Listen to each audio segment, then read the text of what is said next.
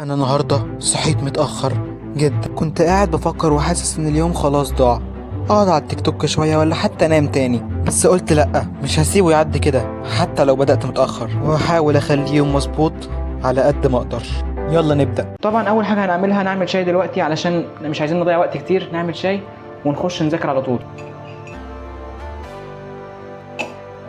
طبعا انا دلوقتي كده مستني الميه تسخن، واعتقد اللي انا قلته دوت بيحصل مع كتير منا.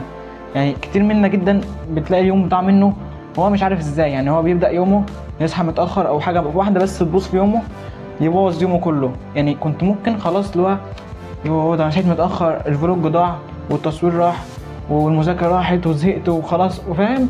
يعني ممكن انا مفيش حاجه راحت، فانا بقى عايز اجرب ونشوف هل هتروح فعلا، هل في حاجه راحت فعلا ولا نقدر نعمل اللي احنا عايزينه عادي. اشترك بس ودوس لايك عشان ايه؟ عشان نظبط التظابيط.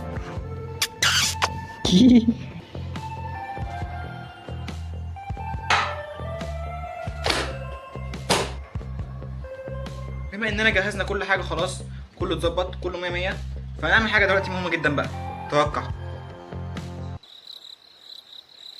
توقع فعلا، توقعك صح، قريب شويه يعني مش صح قوي. هنصلي عشان الصلاه اهم من اي توقع واي حاجه خالص في الحياه واي فلوج واي حاجه. بعدين الصلاه، بعدين المذاكره، ويلا بينا. طبعا دلوقتي خلصت صلاه وكمان لبست. اي خدمه؟ ايه رايك؟ عشان ما تطلعلكش طول الفيديو بالفانيلا يبقى شكلها مش احسن حاجه، صح؟ اصل انا شفت واحد هو جامد جدا، يعني انا مش هقدر اخصم معاه، بحبه عموما. يعني مش بتفرج له على الفيديوهات بس يعني بحبه، شخصيه لطيفه يعني. شفت الفيديو ولا حاجه؟ هو طبعا نفس محتواه تقريبا، بس هو بقى مشهور اكتر مني بدا اقدم مني بكتير يعني. مش بكتير، او ممكن بادئ بقاله سنه ولا حاجه. هو انا بدأت بقالي شهر ونص مثلا. فهو اصلا بيطلع طول الفيديو ملط او نص الفيديو ملط خالص، فاهم؟ فكده مش بقلده يعني. مش عايز اطلع ملط، بس ايه، عادي يعني. قلت اخلي في لطافه ما بيننا وفانيلا وبتاع، يعني كانك قاعد معايا مثلا في بلكونه بتشرب كوبايه شاي كده، فاهم؟ الوقت يداهمنا والوقت كالسيف ان لم تقطعه قطعك. دلوقتي بقى انت هتقول لي احنا هنعمل ايه؟ هقول لك بقى. دلوقتي انا عندي انجليزي وعندي تاريخ. انا هبدا بالانجليزي صراحه. عملت الجرامر الثالث والرابع امبارح، فهعملهم اذاكر عليهم واحل عليهم وكده. والتاريخ برضو ممكن اخد درس بس، ونشوف ممكن نعمل حاجه كمان.